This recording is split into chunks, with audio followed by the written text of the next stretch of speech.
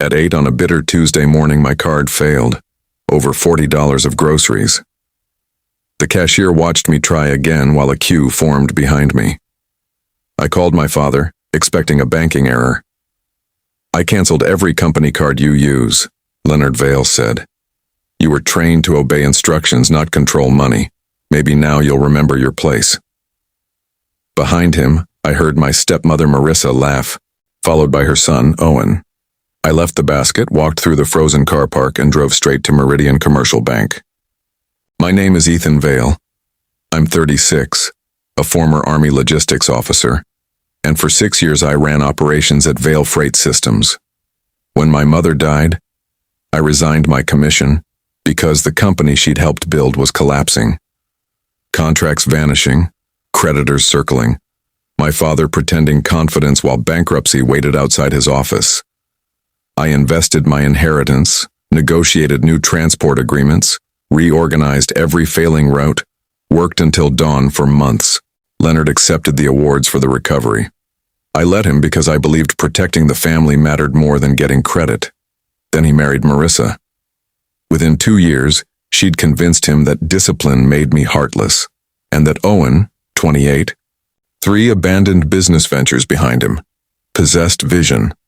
Owen demanded an executive salary and control of our most valuable warehouse property. I refused his development proposal because it would have buried the company under dangerous loans. My father's response was to cancel my cards. At the bank, senior manager Samuel Brooks took one look at me and closed his office door. "What happened?" I placed a leather folder on his desk. "Leonard thinks he cut off my allowance, pulled the master trust, enforced the default covenants." 5 years earlier, when Vale Freight was nearly insolvent, my father had signed restructuring deeds in exchange for my investment. He never actually studied them. My trust held 62% of voting equity and the primary lien over company accounts, vehicles, land, and credit facilities. The cards he'd canceled were funded through my trust. He hadn't taken away my money. He'd interrupted his own access to it. Samuel read the documents twice. "If I execute this, Leonard loses signing authority immediately. Payroll approvals, expense accounts, supplier transfers, everything. Do it." By noon, every corporate card linked to Leonard, Marissa, and Owen was useless. They discovered it at an expensive restaurant, celebrating Owen's coming promotion. Leonard's platinum card failed. So did his backup. Marissa's declined next, then Owen's. My father paid with personal cash while vendor alerts flooded his phone. He called me 32 times. I answered none of them. At 2, Leonard summoned an emergency board meeting to fire me for financial sabotage. When I walked into the glass-walled room, he sat at the head of the table with Marissa and Owen beside him. 4 board members looked frightened. Samuel and my attorney, Priya Shaw, followed me in. Leonard slammed his palm down. "You illegally froze my company. Your title is revoked, your access is terminated, you're finished here." I set my folder in front of him. "You can't fire the controlling owner." He laughed. "My name is on the building. Your name is on the sign. Mine is on the trust." Priya distributed the restructuring deeds and voting records. Silence spread as the directors read.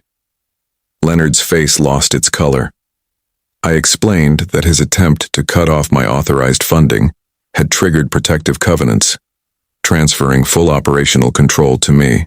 The board confirmed the documents were valid. Leonard was not the owner he imagined himself to be. He was an executive serving at my discretion. Owen half stood. "This is insane." "Pack your office," I said. "Your title, salary, and access end today." He looked to Leonard for rescue, found none, and left. Marissa started to protest. I stopped her. "Return the company leased car by tomorrow. Your expense account is closed permanently." Then I faced my father. He looked smaller than he had that morning, though anger still trembled in his jaw. "You're my son," he whispered. "You can't destroy me. You tried to humiliate me over groceries because I protected this company from Owen. You mistook loyalty for weakness." I gave him 2 choices: retire with a modest pension or face a forensic audit into the transfers he'd attempted to send to Marissa's private account. He chose retirement. Within 2 weeks, Leonard signed the papers and surrendered his keys. 6 months later, once the luxury payments stopped, Marissa left him and took Owen with her. I became chief executive, but I removed my surname from the company logo. We became Northline Logistics, independent oversight, transparent accounts, promotions based on competence. Months later, I returned to the same grocery store. My card worked, but that wasn't what satisfied me. I paid for the elderly woman behind me when her total ran over her cash. Power, I learned, isn't making someone feel helpless. It's building something strong enough that nobody can use fear, money, or family against you again. I never forgot.